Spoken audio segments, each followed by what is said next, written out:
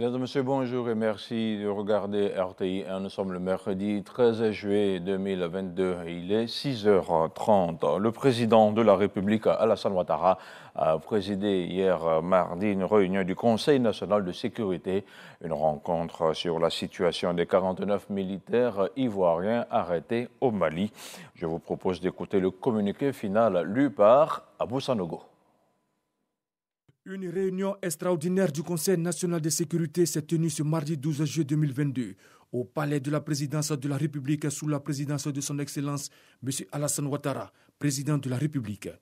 L'ordre du jour de cette réunion a porté sur l'arrestation par les autorités maliennes de 49 militaires ivoiriens le dimanche 10 juillet 2022 à l'aéroport international président Modibo Keïta Sénou de Bamako.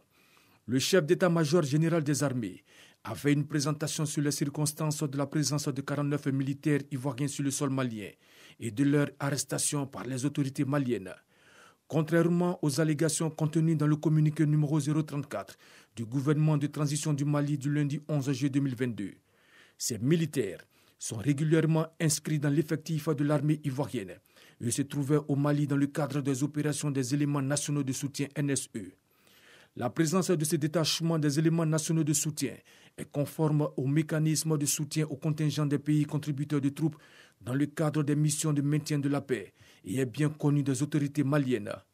En effet, en vertu d'une convention signée en juillet 2019 entre la Côte d'Ivoire et l'Organisation des Nations Unies et conformément à un contrat de sécurisation et de soutien logistique signé avec la société Sahel Aviation Service SAS, des militaires ivoiriens sont présents à l'aéroport de Bamako.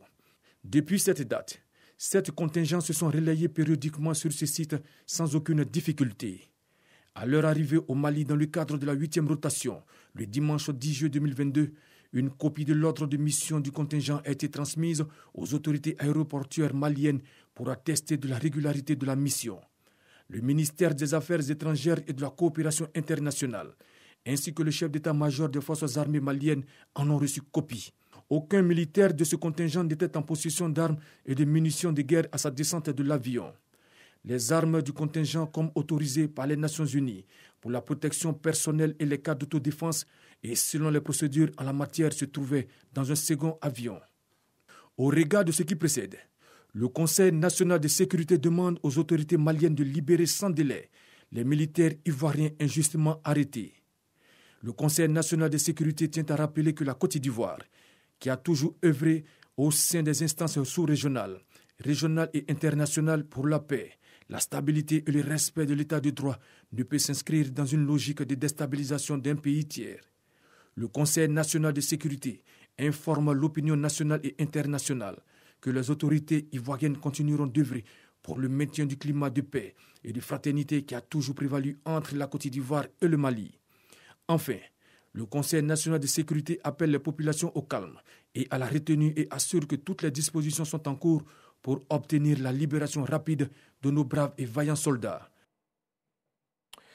Et voilà, c'était pour vous le communiqué final lu par Abou Sanogo. On reste au palais de la présidence de la République où le chef de l'État s'est aussi entretenu avec l'ancien président du Bénin, Thomas Boni Yayi, a été désigné médiateur principal de la CEDEAO pour la transition politique en Guinée. De passage à Abidjan, Thomas Boni Yayi est venu saluer et recueillir les conseils et les recommandations du président ivoirien avant d'entamer sa mission de médiation. La conférence de soutien à l'Académie internationale de lutte contre le terrorisme de Jacques Villa-Ouvert se porte mardi à Paris. Il s'agit pour les donateurs internationaux d'apporter leur contribution matérielle, technique et financière à l'Académie. La conférence a démarré avec l'allocution du ministre d'État, ministre de la Défense de Côte d'Ivoire, Téné Birahima Ouattara. Il a invité les participants de 60 pays présents à mobiliser les ressources afin de terminer les infrastructures de l'Académie. Téné Birahima Ouattara, que je vous propose d'écouter. Eh bien, la lutte contre le terrorisme est une affaire de tous les pays, épris de paix, de stabilité et de développement. Les efforts déjà consentis par nos deux pays profiteront à court et moyen terme à tous nos pays ici représentés. C'est la raison pour laquelle nous avons besoin de votre soutien pour poursuivre ensemble cette ambitieuse aventure. Le projet de l'AILCT n'est pas entièrement achevé et son fonctionnement sur le long terme reste à garantir alors que les menaces persistent, voire s'intensifient. La situation dans la région du Sahel montre que nous devons agir vite et ensemble afin d'éviter que toute l'Afrique de l'Ouest, où nous déplorons des attaques terroristes de plus en plus violentes, ne s'embrase. Et c'est reparti pour le grand tournoi de football de la Fondation Children of Africa doté du trophée Dominique Ouattara.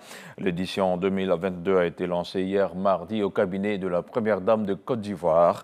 Après 2 années d'interruption liées à la Covid-19, l'édition 2022 va bénéficier à une 60aine de localités sur l'ensemble du territoire national.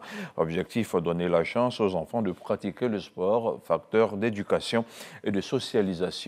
Alexis Ouedraogo. Dans les jardins du siège de la Fondation Children of Africa ce mardi, place au football.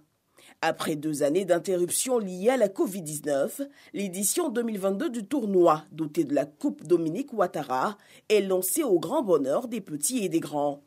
Ce sont les valeurs véhiculées autour de cette activité que nous voulons retenir.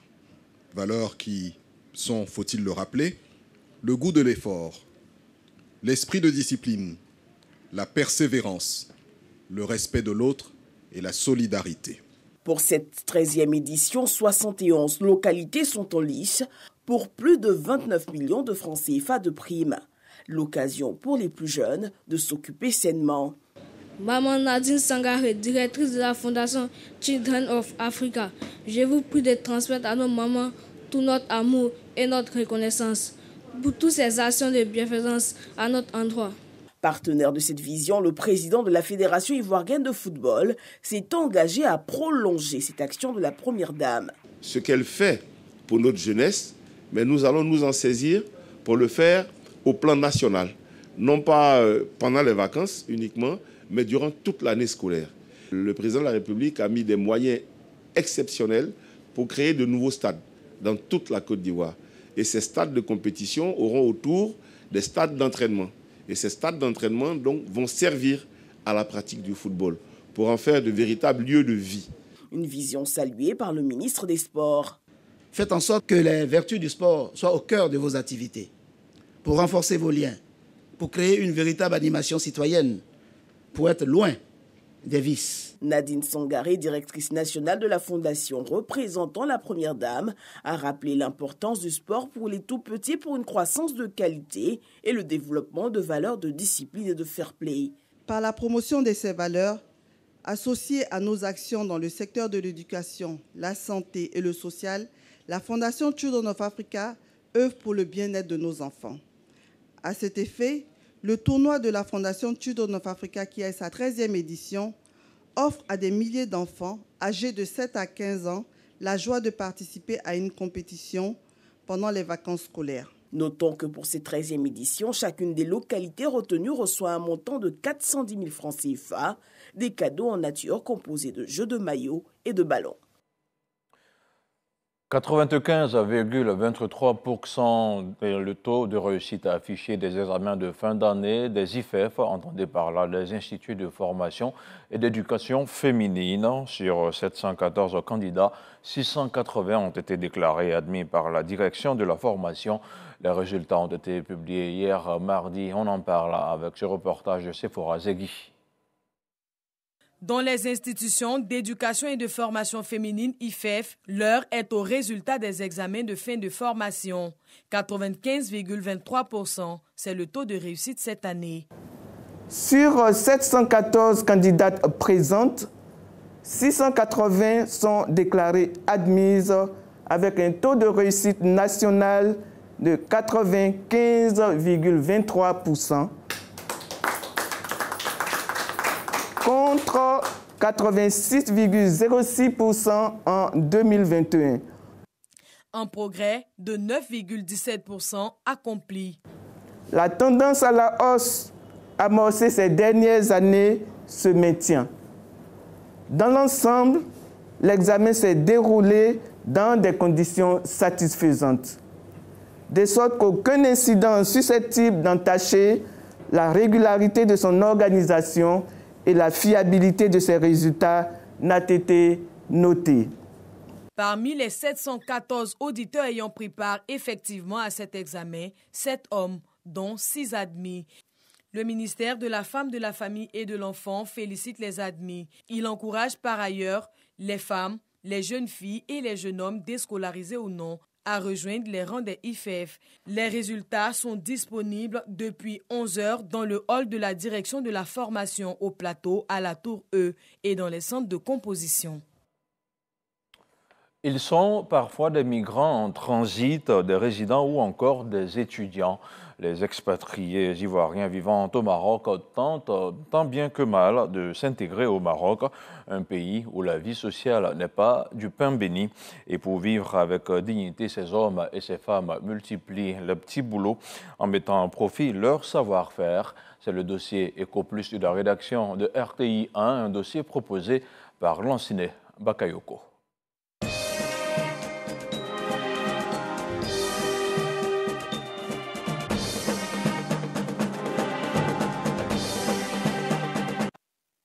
Cet après-midi, à la mezzanine de ce business school dans la banlieue casablancaise, la diaspora ivoirienne reçoit la présidente de la coopérative des commerçants des produits vivriers de Cocody Angré, Wei Kofi. À l'ordre du jour, comment approvisionner le marché marocain? Dans la salle, pas comme. Il écoute, pose des questions, mais sans doute pour élargir son champ d'activité, le jeune homme a déjà un boulot. Ça n'a pas été vraiment difficile l'intégration, mais parce qu'il y avait eu des ennemis qui étaient là, qui nous ont permis de mieux nous intégrer auprès d'abord de nos communautés et le pays dans lequel qui nous a accueillis. J'ai fait une formation d'ingénieur financier ici au Maroc, mais je suis chargé d'affaires d'une structure marocaine qui est le leader dans tout ce qui est la vente de données financières au niveau des structures bancaires et autres. Si Pacom est arrivé au Maroc pour poursuivre ses études, ce n'est pas le cas pour Moussa en clientèle dans le quartier. Le Maroc était pour Moussa un pays de transit en partance pour l'Europe, mais il a fini par abandonner son rêve de franchir la Méditerranée. Aujourd'hui, il gère une entreprise d'envoi de marchandises vers l'Afrique de l'Ouest. On fait la livraison de marchandises de Casablanca au Mali, le Burkina Faso et la Côte d'Ivoire. Nous sommes là depuis 10 ans, 10 ans d'expérience. On est bien structuré, tout organisé, tout fonctionne normalement. À longueur de journée, il sillonne les rues de Casablanca à bord de sa camionnette à la recherche de clients potentiels. À son équipe, il a intégré plusieurs de ses compatriotes, dont Amara. Avec l'administration marocaine, les relations évoluent plus ou moins bien. Au plan local, il n'y a pas de problème, seulement qu'il faut faire la pub, juste sensibiliser les Ivoiriens pour les envois de marchandises, quoi. Donc on essaie de tenir avec les autorités, tout ça là. On essaie de gérer pour atteindre 2 bouts, quoi. Jacques est le président de l'Association des jeunes Ivoiriens au Maroc. C'est lui qui est à l'initiative du cadre d'échange entre la diaspora et la reine du vivrier en Côte d'Ivoire. Il est de commerce facile selon ses camarades. S'il en est ainsi, c'est probablement parce qu'il fait partie des privilégiés au sein du royaume chérifien. Une insertion professionnelle réussie. J'ai fait 3 ans de licence en droit et 2 ans en ressources humaines. Donc tout comme chercheur d'emploi, lorsque l'offre s'est présentée, j'ai postulé. À l'issue des entretiens, ma candidature a été retenue. Donc je travaille au sein d'une banque de la place.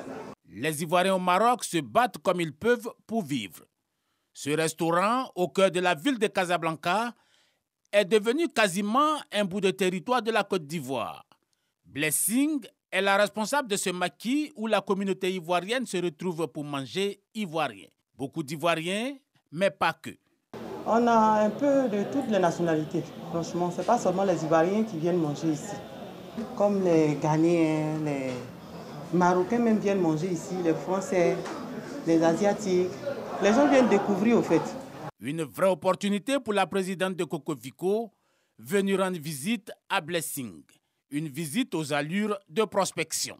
J'ai vu que c'est vraiment de la nourriture ivoirienne.